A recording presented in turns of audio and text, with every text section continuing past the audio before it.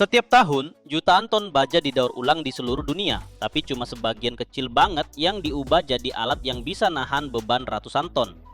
Bayangin deh, sepotong logam seberat beberapa ton dipanasin sampai 1200 derajat. Suhu di mana baja hampir kayak mengalir gitu. Dan dalam beberapa minggu diubah jadi kunci raksasa yang panjangnya lebih dari 3 meter. Tapi ada satu hal nih yang hampir nggak ada yang ngomongin. Kesalahan sekecil apapun di tahap manapun dan monster ini bisa retak di bawah beban. Hari ini gue bakal tunjukin proses yang tersembunyi dari kebanyakan orang. Dan kalau lu nonton sampai habis, lu bakal tahu kenapa kunci sebesar ini kadang patah di momen yang paling nggak disangka-sangka.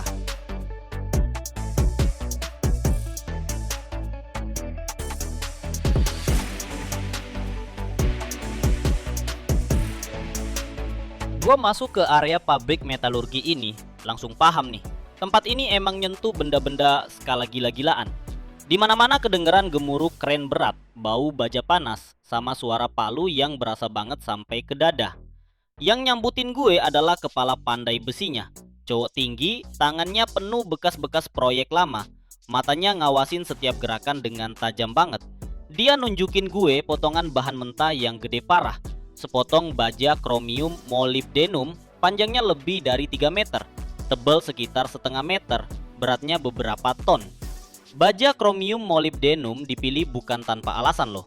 Kromium bikin tahan karat, sedangkan molybdenum ningkatin kekuatan di suhu tinggi dan beban gede. Komponen masif ini bakal jadi dasar kuncinya. Dan emang udah keren banget dari awal. Bahkan dari jarak 1 meter aja lo udah berasa beratnya. Skalanya sama potensi kekuatannya yang gila. Prosesnya dimulai dari pemanasan. Bahan mentahnya dimasukin ke tungku, gede kayak ruangan kecil. Terus suhunya dinaikin pelan-pelan sampai 1200 derajat Celcius.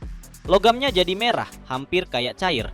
Dan pas pandai besinya mukul pakai palu besar, kedengeran bunyi tumpul yang dalam banget, sampai lantainya ikut bergetar.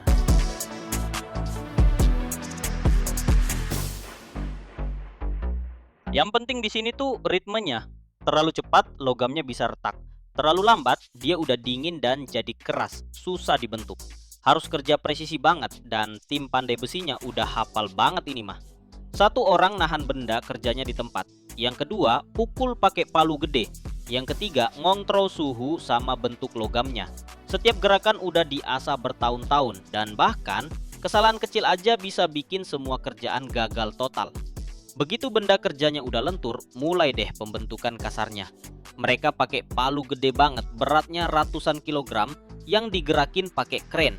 Pukulan demi pukulan, logamnya ditarik dan dilebarkan, dibentuk jadi kunci yang bakal jadi. Percikan api berterbangan kemana-mana dan setiap habis dipukul, ada bekas penyok khas di permukaannya, yang pukulan berikutnya bakal diintegrasiin ke geometri keseluruhannya. Udah mulai kelihatan nih, mana yang bakal jadi pegangannya, mana yang bakal jadi mulut kerja buat mur. Prosesnya butuh beberapa hari, soalnya logam perlahan-lahan dingin dan harus dipanasin terus supaya nggak ada tekanan internal sama retakan.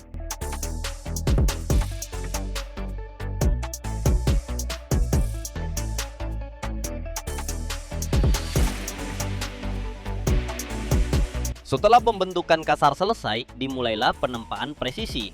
Para pandai besi bekerja dengan palu yang lebih kecil dan cetakan khusus. Bagian rahang kunci pas disesuaikan sampai pas banget dengan ukuran mur.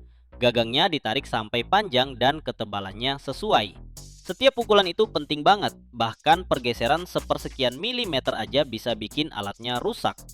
Pengecekannya nggak ada hentinya. Para master menggunakan template sepanjang lebih dari 2 meter.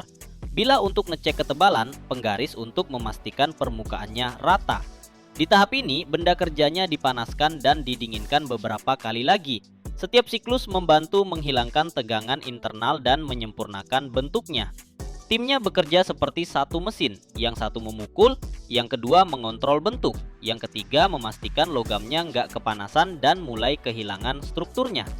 Ini bukan sekedar kerja fisik, tapi keahlian yang sesungguhnya.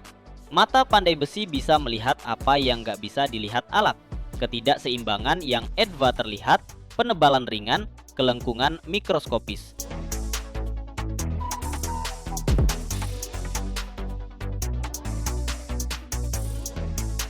Terus ada proses perlakuan panas. Ini salah satu tahap paling krusial banget. Kunci dipanasin sampai 1000 derajat Celcius. Habis itu langsung dicelup ke bak oli raksasa. Momen pencelupannya itu keren loh. Olinya langsung mendidih, ngebul gede banget sampai ruangan kayak berkabut beberapa detik. Ini bikin logamnya jadi keras dan tahan banting, tapi sekaligus rapuh. Makanya langsung setelah pengerasan mereka lakuin tempering. Dipanasin lagi sampai beberapa ratus derajat terus didinginkan pelan-pelan. Berkat ini logamnya dapat keseimbangan pas antara keras dan fleksibel. Selama proses ini bajanya literally bernapas nih. Kelihatan banget gimana dia berubah warna dari merah ceri ke biru gelap terus akhirnya abu-abu baja. Dan tiap perubahan warna bikin dia makin siap buat nahan beban gila-gilaan. Pembuatan satu kunci gede kayak gini butuh beberapa minggu, kadang sampai 3-4 minggu. Tergantung seberapa ribet pesanannya dan ukuran barangnya. Kebanyakan waktu kepake buat pemanasan dan pembentukan kasar yang dilakukan bertahap dengan pemanasan ulang dan pendinginan berulang biar nggak muncul retak.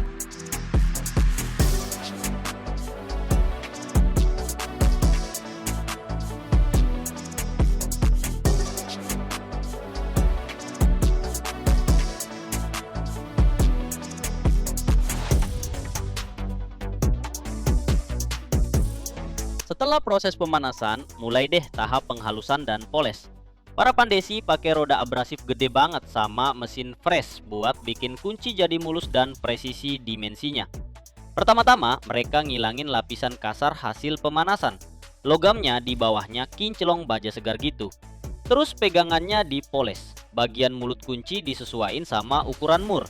Tiap milimeternya dicek pakai template. Gila sih, berapa lama waktu yang dihabisin buat detail-detail kecil yang sebenarnya nggak kelihatan. Pinggiran yang dibulatkan supaya nggak ada duri-duri tajam. Chamfer di sudut mulut kunci. Permukaan yang paralel sempurna. Yang penting di sini bukan cuma akurasi doang, tapi urutan kerjanya juga. Soalnya ini nentuin seberapa andal alat ini dan keamanan orang yang bakal pakainya nanti. Pas kuncinya udah jadi, langsung dibawa ke meja uji. Dikencengin di baut-baut jumbo dan langsung dicek gimana logamnya bereaksi sama beban super berat. Para insinirnya ngontrol deformasi, ngukur bengkokan, nyari retak mikro pakai scanner ultrasonik. Bebannya dinaikin bertahap dari yang paling ringan sampai beban maksimal bahkan lebih buat mastiin kekuatan cadangannya cukup. Pas lagi nonton prosesnya nih, benar-benar susah lepas mata dari transformasi sepotong logam jadi alat yang powerful dan presisi.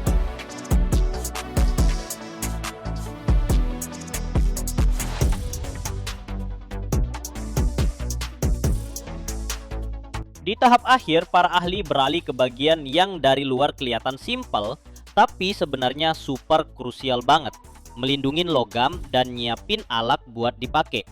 Setelah berminggu-minggu ngetempah, manasi, ngegosok dan ngepolis, baja masih rentan sama faktor luar. Udara, kelembapan, bahkan sisa minyak dari tangan bisa bikin korosi. Dan buat alat segede ini artinya resiko retak, bengkok, sama hilang presisinya. Para ahli mulai dengan ngasih lapisan pelindung khusus ke seluruh bodi logam kunci pas. Ini bukan cat biasa loh. Mereka pakai komposisi anti korosi dan pernis yang nembus ke pori-pori mikrobaja, terus ngebentuk lapisan pelindung yang kuat. Lapisannya harus tahan benturan dan kontak sama cairan agresif yang bakal dihadapin alat ini di pabrik. Mereka kerja pakai kuas dan spray gun, pastiin lapisannya nempel rata ke seluruh permukaan, termasuk bagian dalam mulut kunci dan area pegangan yang susah dijangkau.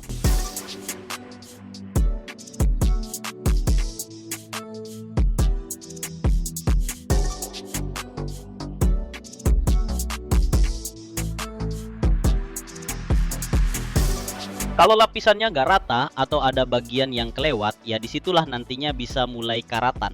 Dan semua kerja keras bisa jadi sia-sia banget. Setelah lapisan pelindungnya selesai, gagang alatnya dicat pakai cat khusus. Ini bukan cuma buat bikin kunci kelihatan keren aja loh. Catnya itu fungsinya buat bikin pegangan lebih enak, biar tangan nggak slip. Plus melindungi permukaan dari goresan sama kotoran pas dipakai. Buat kunci sebesar ini, mereka pakai cat yang tahan beban mekanis tinggi, perubahan suhu ekstrim, dan kontak sama oli atau pelumas yang biasa dipakai di pabrik. Biasanya dicat 2 sampai 3 lapis nih, tiap lapis dibiarkan kering dulu, biar hasilnya tebal dan awet. Habis dicat, lapisannya dibiarkan kering secara alami.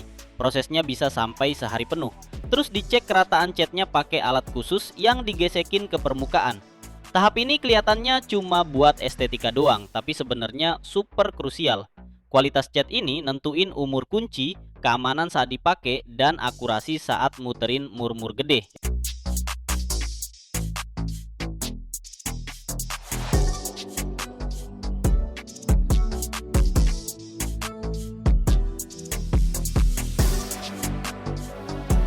Baru setelah semua tahap perlindungan selesai, alat ini bisa dibilang benar-benar siap.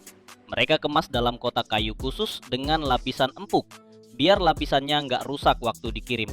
Terus baru deh diantar ke pembeli. Selama tur pabrik ini, gua terus kagum gimana logam di tangan orang-orang bisa berubah jadi benda yang mampu muterin mur seberat ratusan kilogram, tapi tetap presisi dan terkendali. Dari bahan mentah yang masih panas banget sampai produk jadi yang udah dilapisi cat.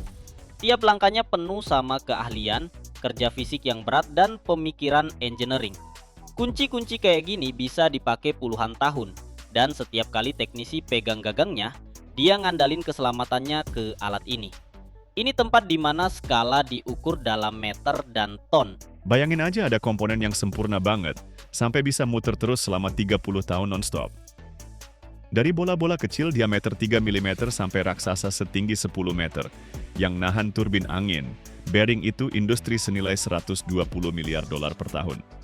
Tapi hidupnya dimulai dari kekacauan total. Ledakan gede-gedean, api neraka, tekanan yang bisa ngeremukin tank. Gimana logam mentah bisa jadi jantungnya kesempurnaan? Hari ini lo bakal ngikutin perjalanan lengkapnya. Dari ledakan ditambang sampai jadi bola sempurna yang muter dengan kecepatan 10.000 putaran per menit. Kalau lo penasaran gimana kekacauan berubah jadi presisi, subscribe channel ini. Di sini kita ngebahas pabrik-pabrik yang bikin dunia kita.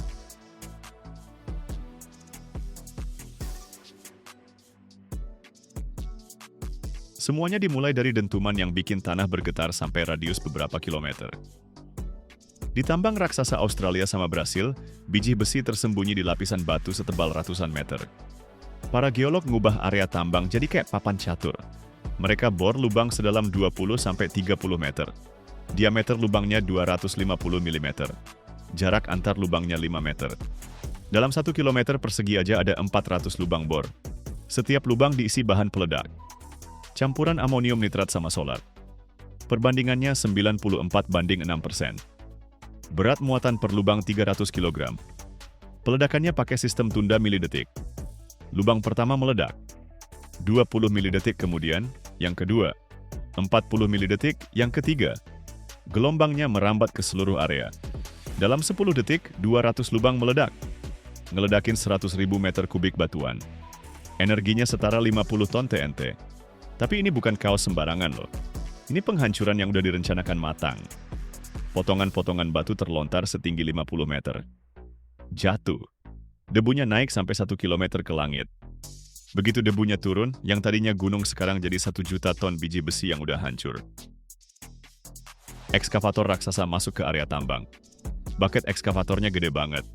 40 meter kubik. Itu tuh sebesar apartemen 2 kamar loh. Berat bucketnya aja 28 ton. Sekali cedok bisa angkat 100 ton batuan. Langsung dimuat ke truck dump. Kapasitas angkut truck dumpnya gila, 360 ton. Tinggi rodanya 4 meter. Diameternya 3,5 meter. Beratnya per roda aja 5 ton. Mesinnya bertenaga 3.500 tenaga kuda. Konsumsi bahan bakarnya boros banget nih, 300 liter per 100 km. Truck dump ini ngangkut biji ke mesin penghancur. Jaraknya 15 km. Kecepatannya 40 km per jam. Waktu tempuhnya 20 menit. Dalam sehari satu truk dump bisa bolak-balik 30 kali. Ngangkut 10.000 ton. Di tambang ini ada 20 ekskavator sama 60 truk dump yang kerja. Mereka ngangkut 300.000 ton biji per hari. Itu setara 100 juta ton per tahun. Penghancuran. Biji masuk ke jaw crusher. Mulut crushernya lebarnya 4 meter. Rahangnya beratnya 120 ton. Gerakan rahangnya 300 mm. Frekuensi getarannya 200 pukulan per menit. Daya motornya 1,5 megawatt. Crusher ini ngehancurin batu-batu ukuran meter kali meter jadi potongan 200 mm. Kapasitas produksinya 2000 ton per jam. Dari jauh crusher biji masuk ke cone crusher. Kerucutnya berputar di dalam mangkuk dengan kecepatan 150 putaran per menit. Celah antara kerucut sama mangkuk 25 mm. Potongan 200 mm jadi potongan 25 mm. Terus abis itu ball mill. Silinder diameternya 6 meter. Panjangnya 8 meter. Di dalamnya ada bola-bola baja. Diameter bolanya 100 mm. Berat satu bola 4 kg. Total ada 50.000 bola. Berat keseluruhannya 200 ton. Millnya berputar dengan kecepatan 18 putaran per menit. Bola-bolanya jatuh dari ketinggian 2 meter. Benturannya ngehancurin biji jadi bubuk. Ukuran partikel setelah mill 0,1 mm. Ini setipis rambut manusia.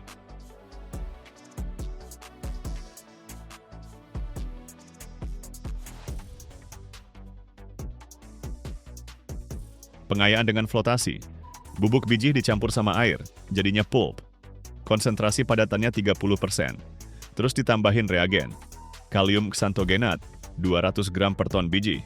Minyak pinus, 50 gram per ton. Xanthogenat bikin partikel besi jadi hidrofobik.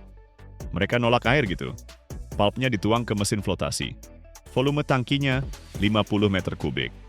Dari bawah dimasukin udara. Tekanannya 2 bar. Alirannya 300 meter kubik per jam. Udaranya bikin miliaran gelembung diameter 0,5 mm. Gelembung-gelembung nempel ke partikel besi, ngangkat mereka ke atas. Di permukaan terbentuk busa, merah keabu-abuan. Padat banget. Kandungan besi di busanya 67%. Batuan kosong tenggelam ke dasar. Dipompa keluar terus dibuang ke tumpukan limbah. Busanya dikerok pakai scraper, dikirim buat filtrasi. Filter vakum nyedot airnya. Sisanya massa basah. Kelembabannya 9%. Ini konsentratnya. Dari sini dibuat pelet. Proses pelletizing. Konsentrat dimasukkan ke mesin pelletizer berbentuk piring. Diameter piringnya 4,5 meter. Kemiringannya 45 derajat. Kecepatan putarnya 15 putaran per menit. Bubuk ditaburkan ke piring. Ditambah air sekitar 3% dari beratnya. Karena gaya sentrifugal, bubuknya ngegulung jadi bola-bola kecil. Diameter peletnya sekitar 12 mm. Selisihnya plus minus 2 mm. Pelet-pelet ini ngeguling dari pinggir piring ke conveyor. Produksinya bisa 300 ton per jam. Itu sekitar 1 juta pelet per jam. Terus peletnya dikirim buat dipanggang. Suhu panggangnya 1350 derajat Celcius. Waktu panggangnya 20 menit. Peletnya jadi keras banget kayak batu. Kekuatan tekannya sampai 250 kg per sentimeter persegi. Nah, sekarang ini udah jadi bahan baku siap pakai buat blast furnace.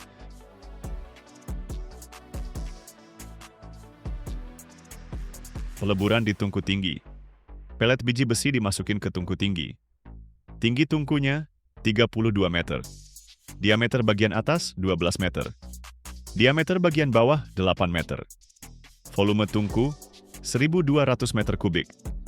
Dimasukin berlapis-lapis nih. Lapisan pelet 1 meter. Lapisan kokas 0,5 meter. Lapisan batu kapur 20 cm. Dari bawah ditiup udara panas. Suhunya 1.200 derajat. Tekanan 4 bar. Aliran 3.000 meter kubik per menit. Kokas terbakar. Ngeluarin karbon monoksida. Ini yang ngebikin besi terpisah dari pelet. Suhu di bagian bawah tungku 1980 derajat. Besi meleleh. Ngalir ke bawah, ngumpul di dasar tungku. Tiap 4 jam sekali besi cair dikeluarin. Lubang keluarnya dibuka. Besi cair ngalir kayak sungai api. Suhunya 1500 derajat. Warnanya oranye terang banget. Satu kali ngeluarin 300 ton. Dalam sehari tungku ini ngasilin 2000 ton besi kasar. Di besi kasar ini 4% karbon. Ini banyak banget. Besi kasar jadi gampang patah. Makanya butuh peleburan konverter lagi. Peleburan baja. Besi tuang dituang ke konverter oksigen. Kapasitas konverternya 350 ton. Dari atas, lans diturunin. Diameter lansnya 500 mm. Lewat lans ini oksigen murni ditiup masuk. Tekanannya 12 bar. Konsumsinya 500 meter kubik per menit. Kecepatan semburannya 600 meter per detik. Ini 2 kali lebih cepat dari kecepatan suara. Oksigen ngoksidasi karbon. Karbonnya terbakar, berubah jadi gas karbon dioksida. Dari mulut konverter, api menyembur keluar. Tinggi apinya 10 meter. Suhu apinya 2000 derajat. Prosesnya jalan 20 menit. Kandungan karbonnya turun dari 4% jadi 0,7%. Ini baja bearing. Tipe SH15. Kandungan kromiumnya 1,5%. Kromium bikin keras dan tahan aus. Bajanya dituang ke dalam wadah besar. Dari wadah dituang lagi ke cetakan. Jadinya batangan, benda kerja seberat 5 ton. Ukuran batangannya 1 meter kali 1 meter kali 2 meter. Proses rolling dan pembubutan. Batangan logam dipanaskan di tungku sampai 1200 derajat. Di-roll pakai mesin rolling. Roller diameternya 1000 mm. Tekanan rollingnya 2000 ton. Dari batangan ini dibentuk jadi batang bulat diameter 100 mm. Panjang batangnya 6 meter. Batang-batang ini dipotong jadi benda kerja sepanjang 200 mm. Benda kerja dipanaskan sampai 850 derajat. Ditempa jadi cincin pakai pres 1200 ton. Hasilnya cincin dengan diameter luar 100 mm. Diameter dalamnya 80 mm. Tingginya 20 mm. Cincin-cincin ini melalui proses heat treatment. Dipanaskan sampai 840 derajat. Ditahan 30 menit. Quenching di oli suhu 60 derajat. Kecepatan pendinginannya 300 derajat per detik. Tempering di 180 derajat selama 2 jam. Kekerasan setelah heat treatment 62 Rockwell. Terus grinding. Cincin dijepit di cak mesin bubut. Batu gerinda berputar dengan kecepatan 30 meter per detik. Mengikis lapisan logam setebal 0,01 mm per pas. Kekasaran permukaannya 0,2 mikrometer. Ini 10 kali lebih halus dari kaca loh. Penyimpangan dari kebulatan nggak lebih dari 2 mikrometer. Bola-bolanya dibuat dengan cold heading. Kawat diameter 12 mm dipotong jadi potongan 12 mm. Setiap potongan dijepit antara 2 dis. Tekanannya 2 ton. Potongan ini berubah bentuk jadi bola. Hasilnya bola mentah. Digerinda di antara 2 piringan besi cor. Piringan berputar berlawanan arah. Kecepatannya 200 rpm. Di antara piringan, pasta abrasif. Ukuran butirnya 40 mikrometer. Grinding berlangsung sejam. Bola mengecil 0,3 mm. Diameter akhirnya 11,7 mm. Penyimpangannya plus minus 1 mikrometer. Kebulatan 2 mikrometer. Kekasaran 0,06 mikrometer. Perakitan bearing. Ring dalam, ring luar, 17 bola. Separator dari kuningan. Pelumas litium. Bearing jadi. Ini bakal berputar 30 tahun. 1 miliar putaran. Kalau kalian suka, kasih like ya. Tulis di komen, di mana aja kalian pernah lihat bearing. Subscribe. Di sini kita tunjukin gimana bikin kesempurnaan. Peluru kaliber 12,7 kali 100. 8 mm bisa nembus armor baja setebal 20 mm dari jarak 1 km loh. Kecepatan awal peluru ini 850 meter per detik. Energinya waktu keluar 18.000 joule. Nah, itu 30 kali lebih gede dari peluru senapan otomatis biasa.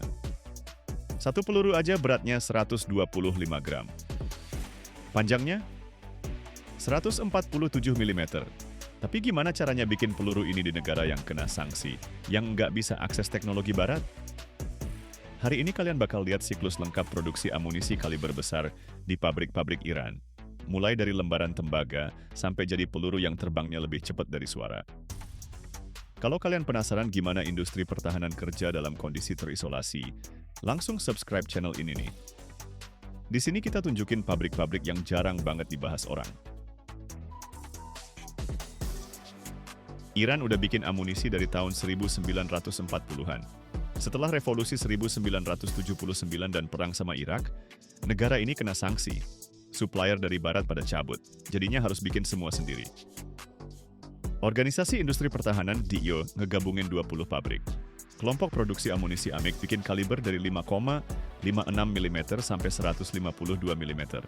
Kaliber 12,7 kali 108 mm. Ini standar Soviet. Mirip kayak 0,50 BMG punya Amerika. Dipakai di senapan mesin kaliber besar DSHK sama NSV. Di senapan anti-material. Di senjata anti-pesawat. Pabriknya ada di pegunungan, 50 km dari Teheran. Luasnya 20 hektar. Pekerjanya 1.200 orang.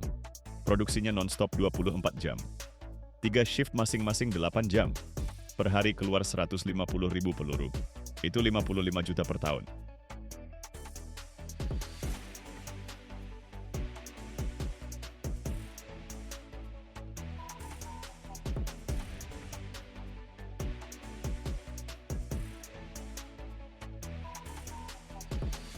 Selongsong peluru dibuat dari kuningan. Kuningan itu campuran tembaga sama seng. Kandungan tembaganya 70%. Mereknya L70. Kuningan ini lentur banget. Gampang dipres. Nggak karatan. Datangnya dalam bentuk lembaran setebal 2 mili. Ukuran lembarannya 1 kali 2 meter. Beratnya 34 kilo. Lembarannya dipotong jadi bulatan-bulatan diameter 70 mili. Pakai mesin pres 200 ton. Pisaunya model gilotin. Dari satu lembar bisa dapat 400 potongan. Potongannya dipres pakai mesin tarik. Punch-nya neken bagian tengah. Logamnya ketarik jadi bentuk gelas. Diameter gelasnya 28 mili. Tingginya 30. Tebal dindingnya 1,5 mili. Tekanannya 50 ton. Gelasnya melalui 7 tahap penarikan. Setelah tahap ke-7, diameternya 15,7 mili. Tingginya 108 mili.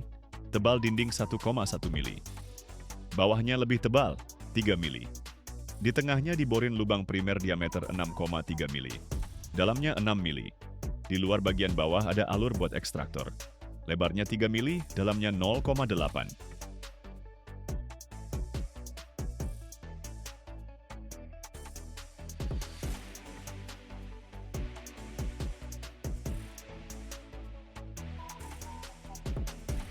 Habis dicetak, kuningan jadi keras banget. Gampang patah. Makanya harus dipanaskan dulu. Selongsong dimasukin ke oven conveyor. Suhunya 550 derajat Celcius. Waktu 20 menit. Kuningannya jadi lembek lagi. Tekanannya hilang. Terus didinginkan di udara biasa. Habis itu dikalibrasi lewat cincin yang diameter dalamnya 15,75 mm. Toleransinya plus minus 0,02. Bagian lehernya dikepresin jadi kerucut dengan sudut 4 derajat. Biar pelurunya pas banget. Selongsongnya dicuci pakai larutan alkali. Konsentrasi 3%. Suhu 60 derajat, 5 menit. Buat bersihin minyaknya. Terus dikeringin pakai udara panas 100 derajat 3 menit. Pelurunya dibuat dari timah sama baja. Inti dalamnya baja. Baja tipe 70. Kekerasannya 220 Brinell. Batang baja diameter 9 mm dipotong-potong, jadi 35 mm panjangnya. Dibubut pakai mesin bubut otomatis. Bentuknya silinder dengan ujung kerucut. Panjang 33 mm, diameter 8,8, beratnya 19 gram.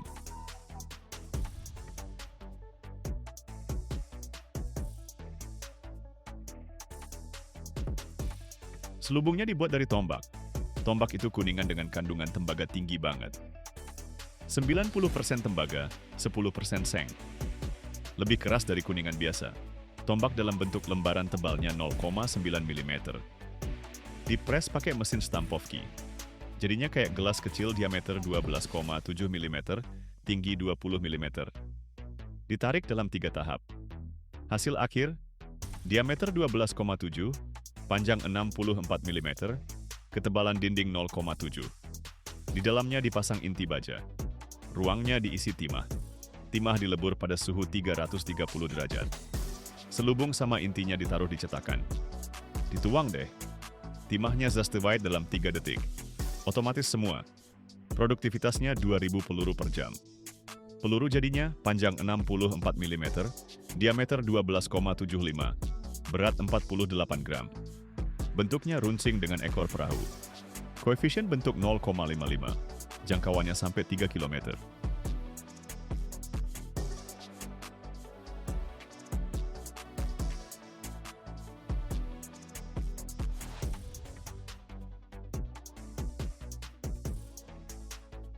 Mesiu yang dipakai tuh jenis SNP, Spherical Nitroglycerin Powder.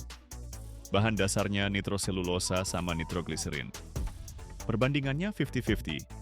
Stabilizernya di fenilamin 2%, plastisizernya di oktil-eftalat 3%. Mesiunya bentuknya kayak bola-bola kecil gitu. Diameternya 1,2 mm. Densitasnya 1.600 kg per meter kubik. Panas pembakarannya 4.000 Joule per gram. Kecepatan bakarnya 20 mm per detik pas tekanannya 300 megapascal. Takaran mesiunya ditimbang otomatis. Beratnya 13 gram.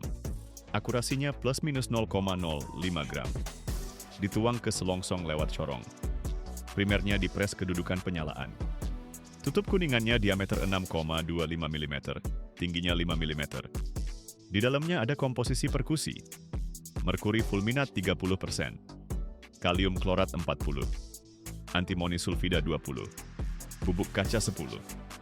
Berat komposisinya 0,08 gram. Dipres dengan tekanan 150 kg. Kedalaman duduknya 0,1 mm di bawah dasar selongsong. Kalau primernya nongol keluar, bisa kesentuh pas dimuat nanti.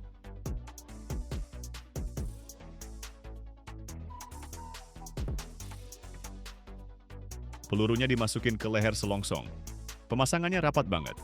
Butuh tenaga 50 kg. Kedalamannya 12 mm. Leher selongsongnya dipres pakai alat roll. Ada 3 alur melingkar yang nahan pelurunya. Di leher selongsong dikasih cat merah berbahan dasar shellac. Buat nyegel sambungannya. Melindungin mesiu dari kelembapan. Kapsulnya juga disegel. Ditesin 1 tetes cat di sekitarnya. Pelurunya udah jadi. Panjangnya 147 mm. Diameter peluru 12,75. Diameter selongsong 15,75. Beratnya 125 gram. Berat peluru 48 gram. Berat mesiu 13 gram. Kecepatan awal 850 meter per detik. Energi moncongnya 17.300 Joule. Tekanan maksimum di laras 360 megapascal. Itu sama dengan 3.600 atmosfer.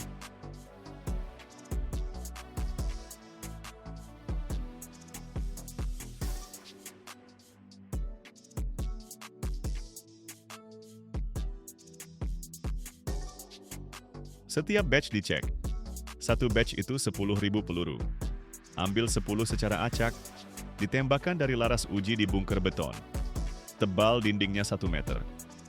Kecepatan peluru diukur pakai kronograf optik. 2 frame dengan jarak 1 meter. Peluru melewati yang pertama, timer mulai. Melewati yang kedua, berhenti. Komputer ngitung kecepatannya. Standarnya 840 sampai 860 meter per detik. Sebarannya nggak boleh lebih dari 10. Cek akurasinya. 10 peluru ke target dari jarak 100 meter. Penyebaran maksimal 15 cm. Deviasi rata-rata 5. Cek daya tembusnya. Targetnya, pelat baja setebal 20 mm. Jaraknya 300 meter. Peluru harus nembus total. Kalau satu aja dari 10 nggak tembus, seluruh batch ditolak. 10.000 peluru masuk daur ulang. Selongsongnya dilebur. Pelurunya juga. Mesiu dibakar. Peluru yang udah lolos kontrol kualitas langsung dikemas. 100 butir masuk ke kotak kayu ukuran 50 kali 30 kali 20 cm. Beratnya 15 kilo. 5 baris, masing-masing 20 butir. Di antara baris-barisnya ada lapisan karton. Kotaknya dipaku rapet. Terus dikasih tanda pakai cat. Kaliber, jumlah, tanggal, nomor batch. Langsung dikirim ke gudang. Bunker bawah tanah di pegunungan. Dalamnya 50 meter. Suhunya konstan 15 derajat. Kelembabannya 60%. Masa simpannya 10 tahun. Habis itu diuji lagi. Kalau lolos, diperpanjang 5 tahun lagi. Peluru 12,7 kali 108 ini dipakai di senapan mesin DSHK. Kecepatan tembakannya 600 peluru per menit. Jarak efektifnya 1.500 meter. Maksimalnya 3.000. Bisa nembus rompi anti peluru dari jarak 1 km. Bisa tembus tembok bata setebal 30 cm. Bisa ngehentiin kendaraan non-lapis baja. Bisa ngancurin radar sama optik di kendaraan lapis baja. Iran produksi ini jutaan butir. Diekspor ke negara sekutu. Tanpa akses ke teknologi barat, negara ini bikin siklus produksi lengkap. Dari tembaga mentah sampai peluru siap tempur. Begini cara bikin amunisi di tengah sanksi. Kalau menurut lo menarik, kasih like. Tulis di komen, tahu nggak lo soal industri pertahanan Iran? Subscribe ya, di sini kita bahas hal-hal yang nggak pernah diomongin. Setiap tahun ribuan tambang menghancurkan jutaan ton batuan. Dragline terbesar sepanjang sejarah, Big Muskie, beratnya 13.500 ton. Itu kayak 10.000 mobil loh. Tapi yang penting bukan mesinnya, melainkan giginya. Komponen seberat 70 kg yang setiap hari menggigit granit. Gimana sih baja biasa bisa berubah jadi armor yang hampir nggak bisa ditembus? Hari ini kalian bakal lihat siklus lengkapnya. Dari logam cair sampai gigi yang tahan 50.000 kali benturan. Kalau kalian penasaran mau lihat gimana cara bikin taring para raksasa ini, subscribe channelnya ya. Di sini kita nunjukin pabrik-pabrik yang menggigit bumi.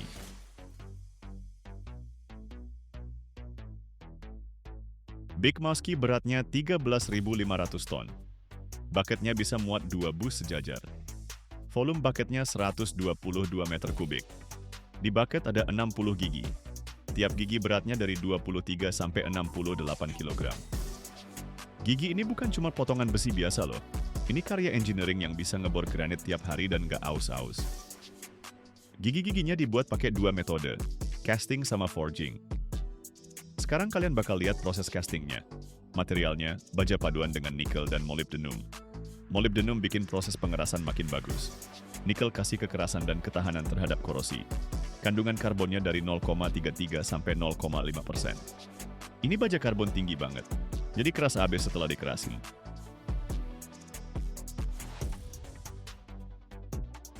Baja dikairin di tungku busur listrik. Suhunya 1480 derajat Celcius. Ada 3 elektroda grafit. Busur api muncul antara elektroda sama logamnya. Dayanya 10 MW. Tungkunya muat 20 ton. Waktu peleburannya 2 jam. Bajanya dibersihkan dari kotoran. Belerangnya dihilangin pakai kapur. Fosfornya dioksidasi. Terus logamnya diaduk di deoksidator argon oksigen. Argon disemprotin dari bawah. Tekanannya 5 bar. Alirannya 300 liter per menit. Gelembung argon naik ke atas. Ngaduk leburannya. Ngeluarin gas ke permukaan. Kandungan hidrogennya turun dari 10 jadi 2 bagian per juta. Kandungan oksigennya dari 80 jadi 20. Kandungan gas yang rendah itu penting banget. Gelembung gas bakal jadi retakan nanti. Baja yang udah jadi dituang ke wadah. Wadahnya dilapisi bahan tahan api. Suhu leburannya 1454 derajat. Wadahnya muat 900 kg. Itu cukup buat 20-30 gigi.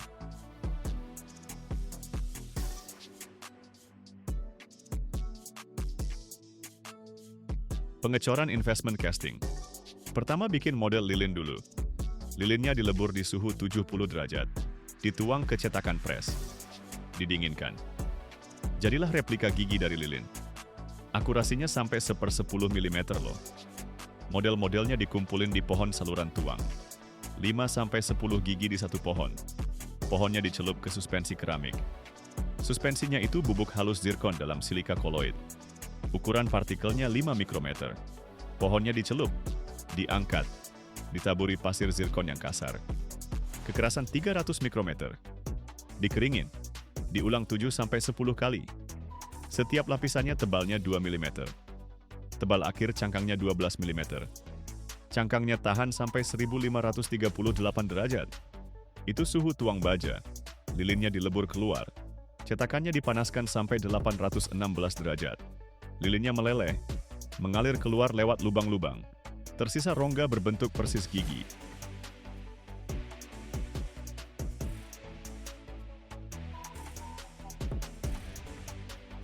Proses pengecoran. Cetakannya dipanasin sampai 1000 derajat. Cetakan panas biar nggak kaget pas logamnya dituang.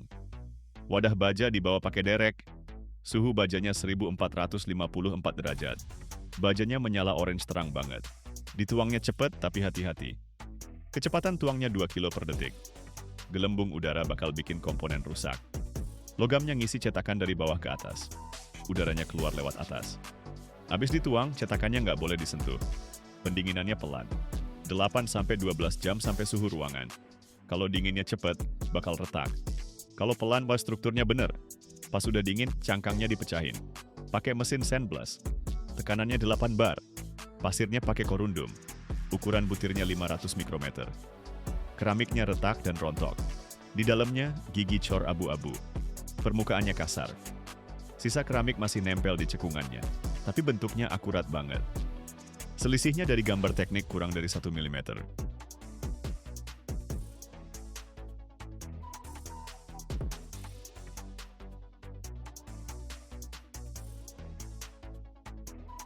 Proses panas.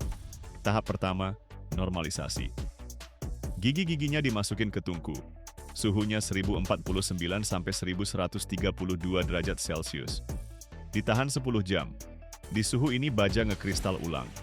Butiran gede pecah jadi kecil-kecil. Strukturnya jadi seragam banget. Ini kayak peregangan otot abis olahraga gitu. Logamnya jadi lebih kuat dan lentur. Didinginkan di udara terbuka. Kecepatan pendinginannya 50 derajat per jam.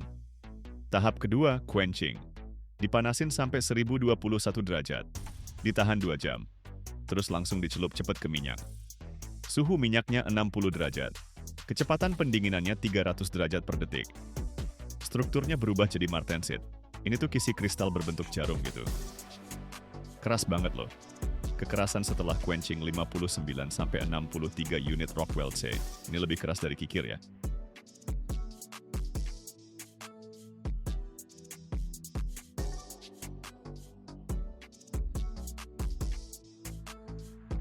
Tapi baja yang udah dikerasin itu rapuh banget kayak kaca.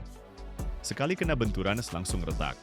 Makanya ada tahap ketiga, tempering. Dipanasin sampai 204. 260 derajat. Ditahan 4 jam. Ini buat ngilangin tekanan internal. Nambahin kelenturan. Kekerasannya turun jadi 48 sampai 52 unit. Keseimbangan yang sempurna. Cukup keras biar nggak cepet aus, cukup lentur biar nggak gampang patah. Beberapa produsen pakai pengerasan induksi. Giginya ditaruh di induktor. Frekuensi arus 400 kHz, daya 100 kW. Permukaannya panas dalam 3 detik sampai 1482 derajat. Kedalaman panasnya 1 sampai 2 mm. Langsung didinginkan pakai air. Tekanan 10 bar. Aliran 100 liter per menit. Permukaannya jadi keras, intinya tetap lembut. Kekerasan permukaan 58 sampai 63 unit. Kedalaman lapisan yang dikerasin 1,2 mm.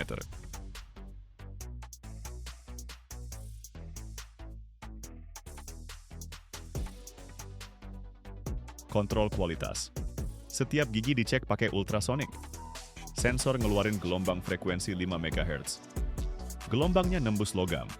Mantul dari cacat yang ada. Retak ukuran 0,5 mm. Gagal. Kekerasannya dicek pakai Rockwell Hardness Tester. Kerucut berlian ditekan dengan kekuatan 150 kg. Diukur dalamnya bekas tekanan.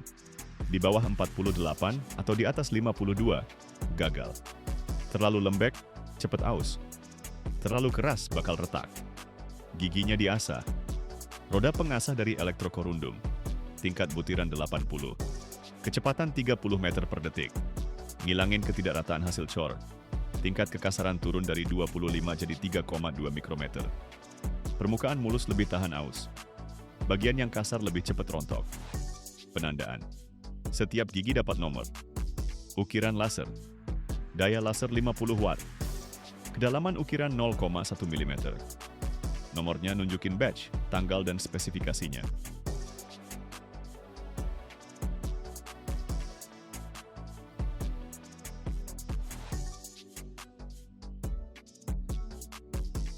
Testing.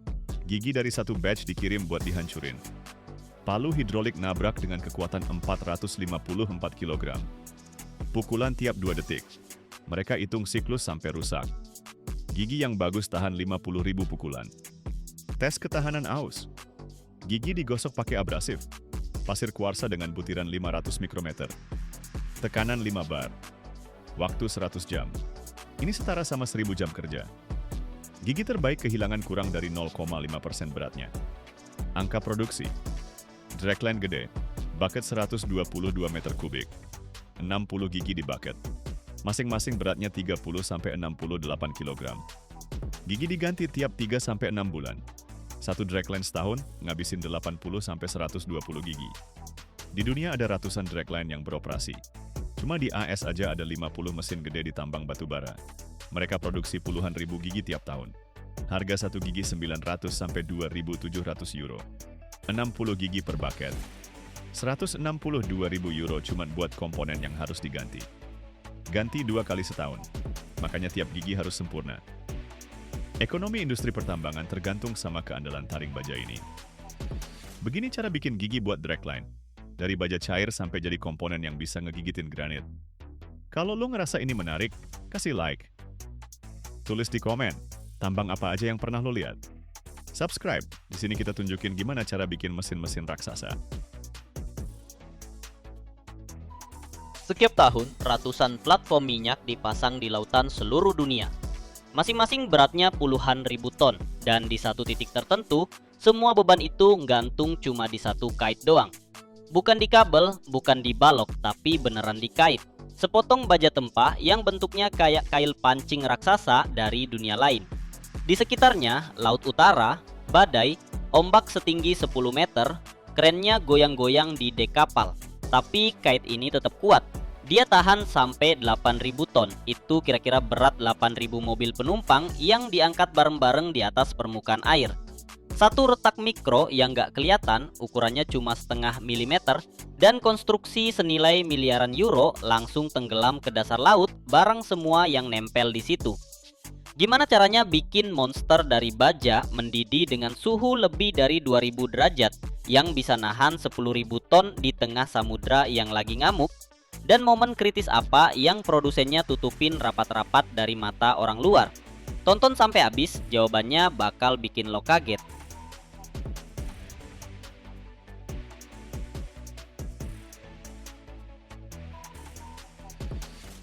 Semuanya dimulai dari pemilihan logam. Buat kait kren raksasa, mereka pakai baja konstruksi spesial yang kandungan karbonnya nggak lebih dari 1%. Ditambah kromium sampai 2% dan molybdenum 0,5% buat ngasih kekuatan tarik lebih dari 1000 megapascal. Elemen-elemen ini dipilih bukan sembarangan loh. Kromium bikin tahan karat di kondisi laut, sementara molybdenum mencegah material jadi rapuh pas suhu rendah. Soalnya kait ini bakal dipakai di laut utara, di mana saat musim dingin, air lautnya cuma sedikit di atas 0 derajat dan udaranya lebih dingin lagi. Bahan bakunya datang dalam bentuk briket atau batangan seberat 20 ton per piece. Terus dimasukin ke tungku busur listrik super gede berkapasitas 200 ton, kayak kuali raksasa setinggi 10 meter dengan elektroda grafit berdiameter 600 mm. Baja buat kait-kait ini kebanyakan didatengin dari Skandinavia, di mana mereka meleburnya di tungku vakum dengan kontrol komposisi yang super ketat di setiap tahap. Logistiknya aja udah bikin takjub bahkan sebelum produksi dimulai nih. Batangan seberat 20 ton dikirim pakai tongkang langsung ke dermaga pabrik.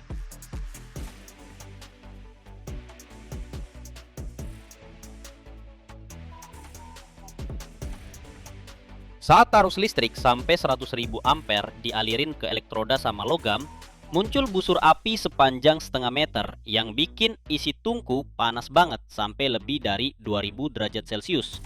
Ini nggak cuma panas biasa loh, ini temperatur di mana baja udah nggak keras lagi dan berubah jadi cairan yang bercahaya. Tungku pelan-pelan diputar biar tercampur rata, terus gas-gasnya disedot lewat filter super kuat. Proses peleburannya butuh 4-5 jam. Selama itu, logamnya dibersihkan dari kotoran pakai penguapan vakum sama disemprot argon. Cairan logam yang udah jadi warnanya kuning terang banget, terus dituang ke wadah besar yang dilapisi batu tahan api. Suhunya waktu keluar tuh sekitar 1650 derajat. Wadahnya diangkat pakai kren dan dibawa ke jalur pengecoran. Di sana udah ada cetakan-cetakan yang siap. Konstruksi baja gede banget, beratnya bisa sampai 200 ton per buah. Bentuk cetakannya dihitung khusus dengan memperhitungkan penyusutan logam 2%. Kalau nggak diperhitungin, nanti hasil akhirnya bakal lebih kecil dari ukuran yang dibutuhin.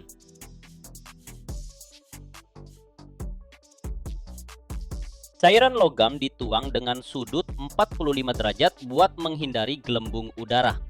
Logam cair dengan lebar aliran setengah meter bakal mengisi cetakan dalam 10-15 menit.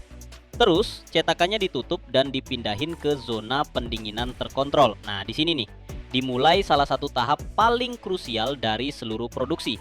24 jam pertama, suhunya cuma diturunin sampai 800 derajat. 2 hari berikutnya sampai 200 derajat. Pendinginan total sampai suhu ruangan butuh waktu seminggu. Sensor terus-menerus ngawasin gradien suhu di kedalaman 10 cm. Perbedaan sekecil apapun bisa bikin tekanan panas yang bakal nyebabin retakan internal yang nggak kelihatan dari luar. Selama pendinginan, logamnya mengkristal, membentuk struktur kasar yang nantinya dioptimalkan lewat perlakuan panas. Pekerja dengan kostum pelindung mengontrol prosesnya lewat panel pengawas.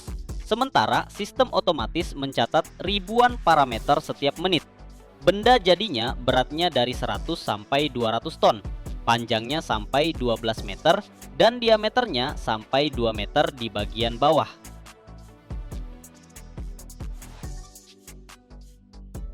Setelah proses pendinginan panjang selesai, benda kerja diangkat dari cetakan pakai derek dengan kapasitas angkat 300 ton. Terus dibawa ke bengkel tempah, ruangan gede banget dengan luas 2000 meter persegi dan langit-langit setinggi 25 meter.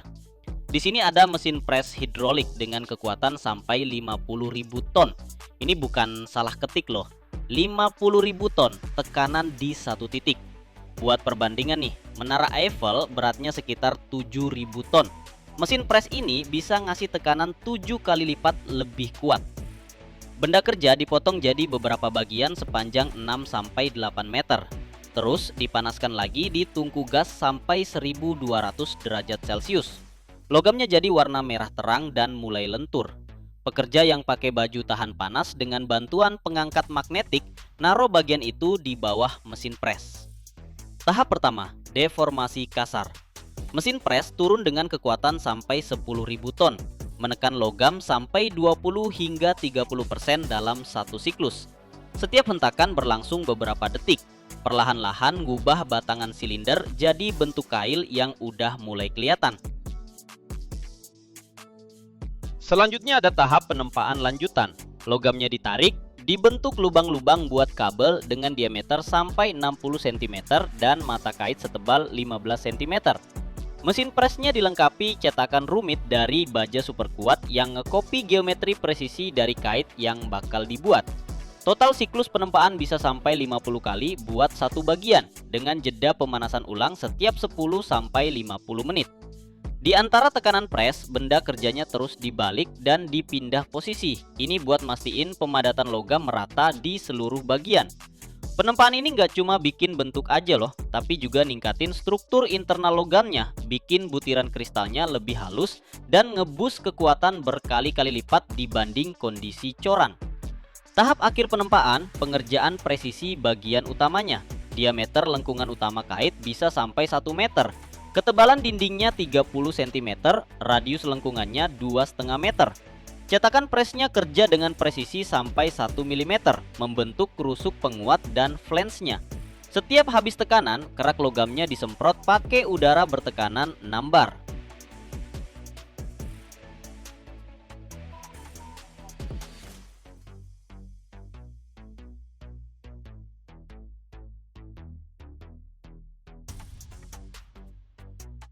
Setelah ditempa, langkah berikutnya adalah perlakuan panas.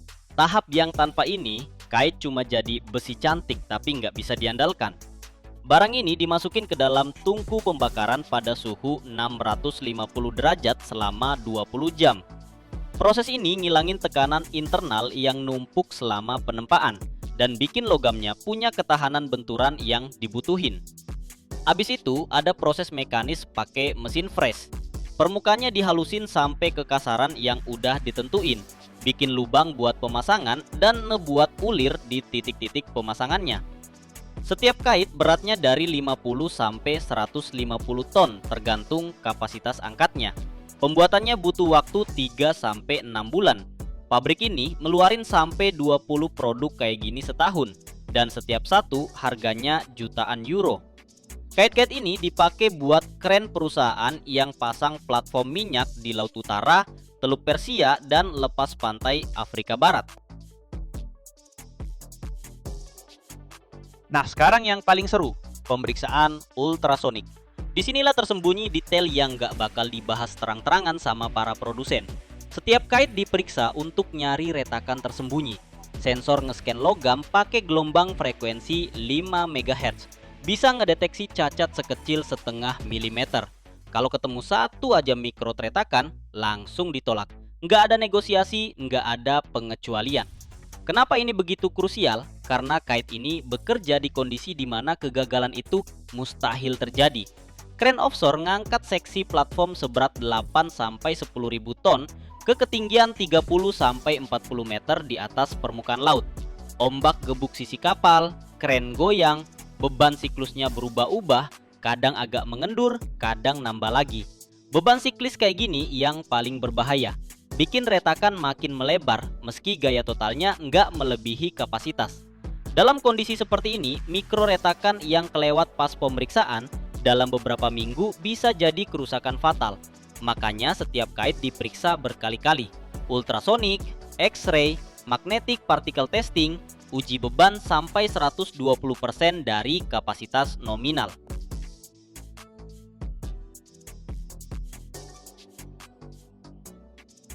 Setelah lolos semua tes, permukaan hook dilapisi epoksi setebal 200 mikron buat perlindungan dari korosi laut.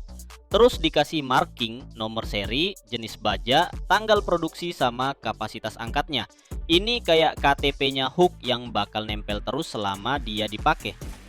Jumlah kren offshore di seluruh dunia ada lebih dari 4.000 unit, yang sekitar 1.200 diantaranya kapal apung dengan kapasitas angkat lebih dari 5.000 ton.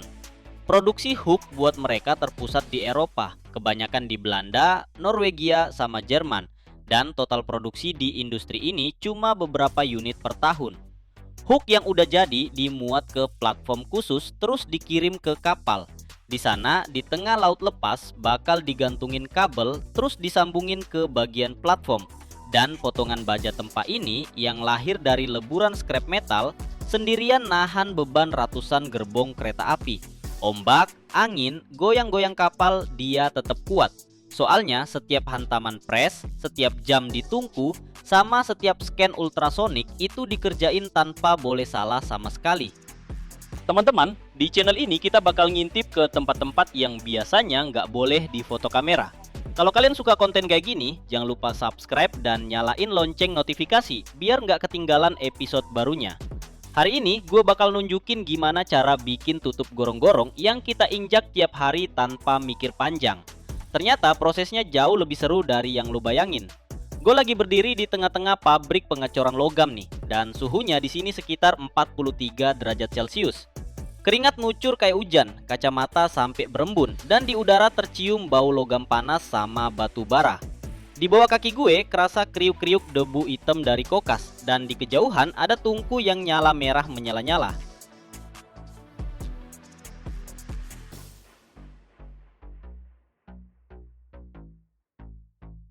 Gue disambut sama kepala bagian pengecoran, bapak-bapak umur sekitar 60-an.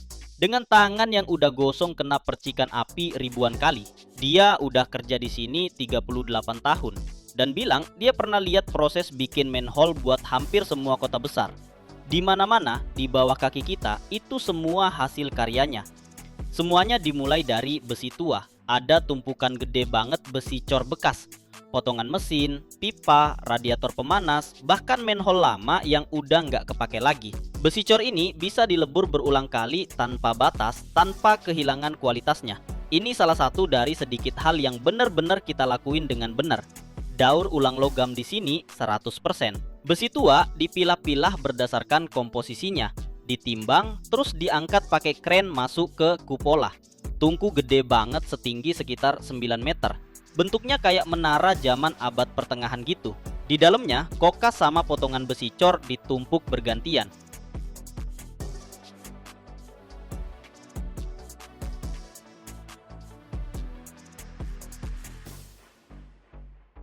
Gue makin deket sejauh aturan keselamatan masih ngizinin. Dan langsung kerasa kulit muka gue kayak ketarik gitu gara-gara panasnya.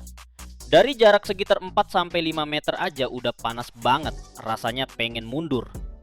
Tapi para pekerja malah berdiri di depan tungku pakai kostum pemantul panas khusus. mirip astronot gitu loh. Pas besi tuangnya udah meleleh, mereka tuang ke dalam gayung. Gayung logam gede banget yang muat sekitar 900 kilo. Gayungnya digantung di kren terus bergerak pelan di atas deretan cetakan pasir yang udah ditata di lantai pabrik. Setiap cetakan itu negatifnya tutup selokan yang bakal dibuat.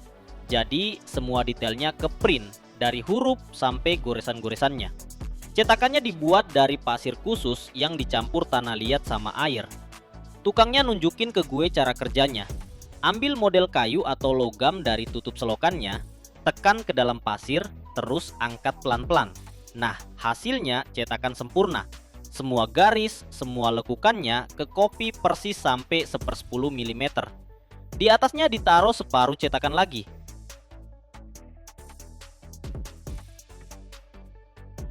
Yang paling seru tuh tulisan di penutup gotnya. Di setiap penutup ada nama kota atau perusahaan air. Huruf-hurufnya dibuat terpisah. Huruf kayu atau plastik kecil dimasukin ke pasir di tempat yang tepat. Nanti waktu besi tuanya udah dingin, tulisannya bakal muncul menonjol keluar. Makanya semua tulisan di penutup got itu kebalikan cermin dari yang ada di cetakannya. Sekarang dimulai deh bagian paling keren, proses tuang logamnya. Dua pekerja pakai baju perak itu memiringin wadah besar, terus keluar deh aliran besi tua yang panas banget. Cahayanya terang parah sampai nggak mungkin ngeliat tanpa kacamata pelindung. Mata langsung berair cuma dalam beberapa detik. Suhu logamnya sampai 1400 derajat loh. Besi tuanya ngisi cetakan cuma dalam 5 detik, tapi nuangnya harus hati-hati banget. Kalau terlalu cepat, logamnya bakal nangkap udara, terus di dalam penutup gotnya jadi ada gelembung-gelembung. Penutup got kayak gitu bakal lemah dan bisa retak kena berat truk. Kalau terlalu pelan, logamnya mulai mengeras di tengah jalan dan cetakannya nggak keisi merata.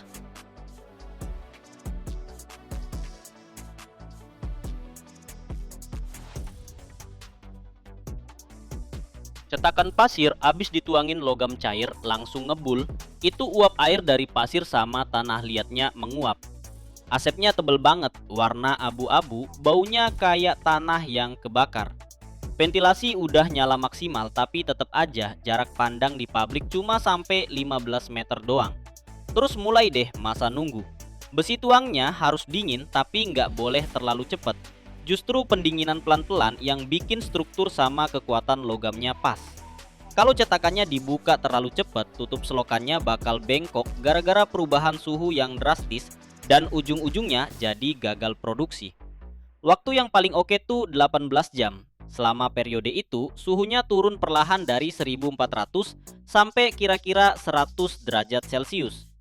Cetakan-cetakannya berderet di lantai pabrik dan dari sana keluar panas kering yang stabil kayak dari radiator gitu. Keesokan harinya, para pekerja ngebongkar cetakan pasir pakai palu dan dari sana muncullah tutup-tutup selokannya.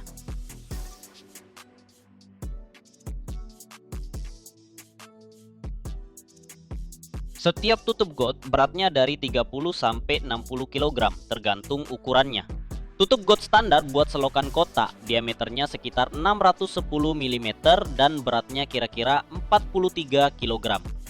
Gue pernah coba angkat satu, kedua bisa ngangkat dikit dari tanah. Tukangnya malah ketawa, dia udah ngangkat 10 tutup gitu sehari selama hampir 40 tahun. Terus tutup-tutup itu diproses. Mesin khusus dengan sikat berputar dari kawat baja bersihin sisa-sisa pasir yang nempel. Percikan api berterbangan kemana-mana. Logamnya pelan-pelan jadi bersih warna abu-abu.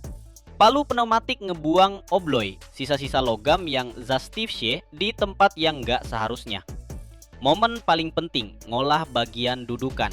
Tepi tutup got harus masuk sempurna ke bingkainya. Kalau nggak bakal beremzat pas dilindas roda. Toleransinya 2,5 mm. Mesin bubut ngebentuk tepinya sampai bulat sempurna. Dan di setiap tutup got ada lubang kecil, 2 atau 4. Ini buat kait khusus yang dipakai petugas kebersihan buat narik tutup gotnya. Tanpa lubang itu, hampir nggak mungkin ngangkat tutup besi cor seberat 40 kg dari permukaan yang rata. Kontrol kualitasnya di sini keren banget. Inspektornya cuma ngetuk setiap manhole cover pakai palu kecil dan dengerin bunyinya. Kalau bunyinya jernih dan nyaring berarti manhole covernya bagus. Kalau bunyinya tumpul atau ada bunyi aneh, berarti di dalamnya ada retak atau lubang kecil, dan barang kayak gitu langsung ditolak. Sehari dia ngecek 200 manhole cover dan bilang dia nggak pernah salah.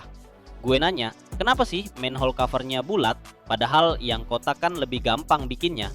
Si master jelasinnya simple banget tapi jenius. Manhole cover bulat itu nggak bakal jatuh ke dalam lubangnya sendiri. Yang kotak bisa diputar secara diagonal, terus jatuh ke bawah. Lingkaran dalam posisi apapun pasti lebih besar dari lubangnya. Makanya di seluruh dunia manhole cover itu bulat. Ini bukan tradisi tapi matematika. Detail lain lagi, pola di permukaannya. Garis-garis bertekstur, bintang-bintang atau motif jaring itu nggak dibuat buat cantik-cantikan doang. Itu anti-slip coating. Besi tuang yang mulus kalau kena hujan itu licin kayak es. Dengan tekstur kayak gitu, cengkeramannya jauh lebih bagus.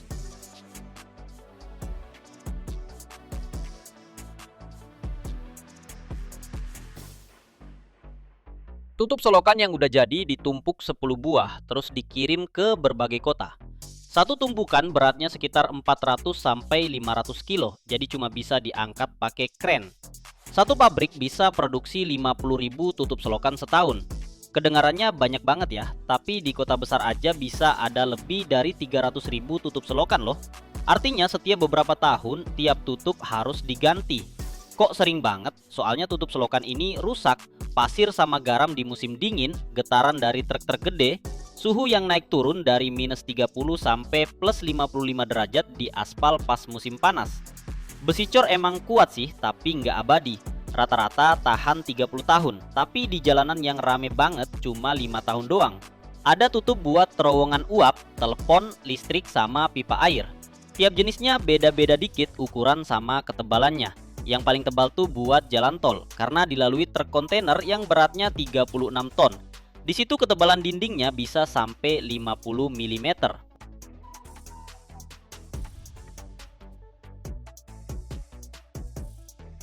Di museum pabriknya, ada tutup got-got jadul yang disimpan.